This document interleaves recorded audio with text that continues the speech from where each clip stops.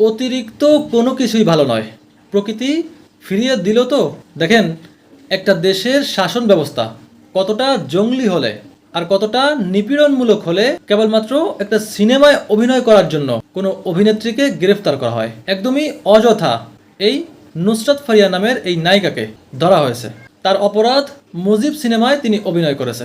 এটা যদি অপরাধ হয়ে থাকে তাহলে তিশাকে কেন ধরা হচ্ছে না? উল্টো তাকে ভিআইপি প্রোটোকল দেওয়া হয়। তিনি উপদেষ্টার ওয়াইফ, এজন্য তার দিকে তো তাকানোই যাবে না। গ্রেফতার তো দূরের কথা, মুজিব সিনেমায় একটা লিড ক্যারেক্টার ছিল এই তিশার, অথচ তার দিকে তাকানোই যাচ্ছে না। দেখেন, অভিনয় শিল্পীদের কাজ অভিনয় করা, গল্পের চরিত্রকে ফুটিয়ে তোলা। আর এই নুসরাত ফারিয়া, সে কি হুট করেই সিলেক্ট হয়ে গিয়েছে? এই সিনেমায় অভিনয় করার জন্য অডিশন হয়েছিল, অনেক অভিনেত্রীরাই সেখানে অডিশন দিয়েছে।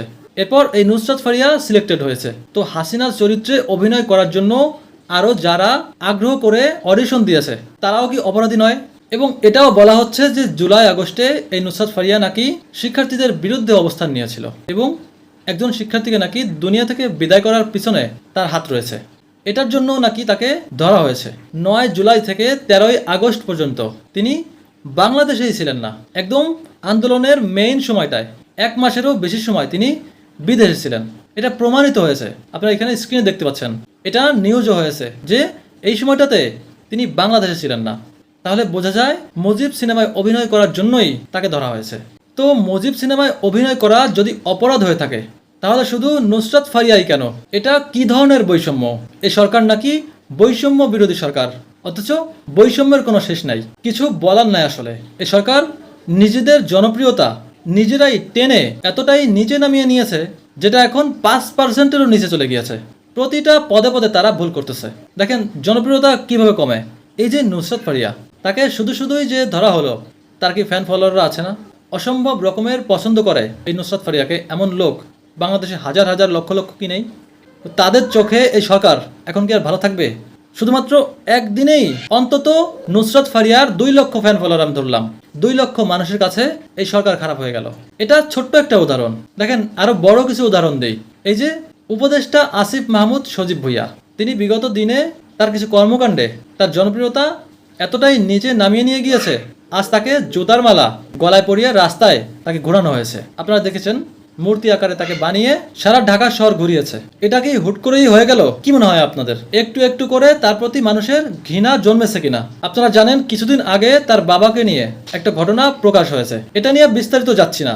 এর পরে যেটা হয়েছে, এই উপদেষ্টার 2জন পিএস এপিএস তারা যে পরিমাণে দুর্নীতি করেছে, আপনারা জানেন যে 350 কোটি টাকা তারা দেশ থেকে দুর্নীতি করে তারা তাদের ব্যাংক ব্যালেন্স করে নিয়েছে।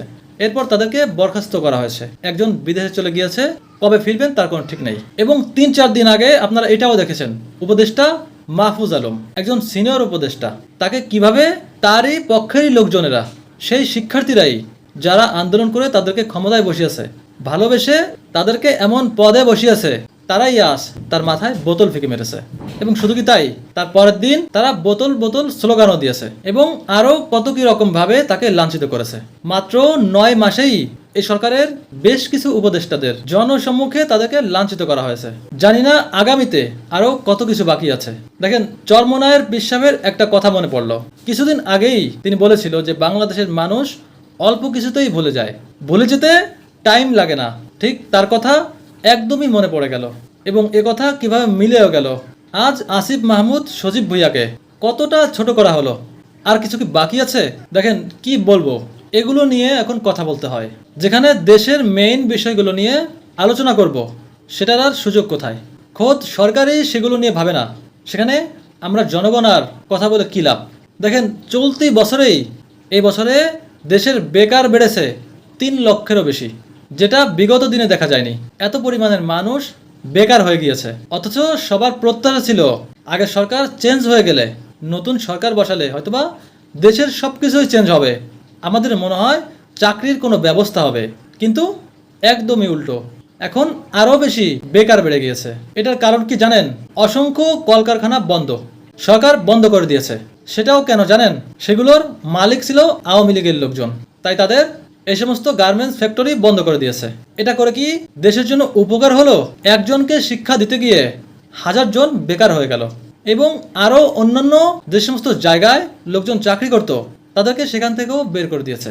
এই হলো অবস্থা। এদিকে চট্টগ্রাম বন্দর সেটা বিদেশিদের হাতে অলরেডি দিয়ে দেওয়ার পথেই, অথচ খুবই সুন্দরভাবে চলতেছিল এই বন্দর, কোথাও কোনো সমস্যা নাই। এখন কেন এটা দিয়ে দেওয়া হবে, এটা দিলে কার লাভ হবে এটা জানি না, তবে এটা ঠিকঠাক মতোই চলতেছিল। তো ভিডিওটি এখানে শেষ করছি। দর্শক, আমার কথাগুলো যদি ঠিক মনে হয় আপনারা বলবেন, এবং ভুল কিছু বললে সেটাও বলবেন। সবার প্রতি রইল অনেক অনেক ভালোবাসা। সবাই ভালো থাকবেন, সুস্থ থাকবেন। Bye bye.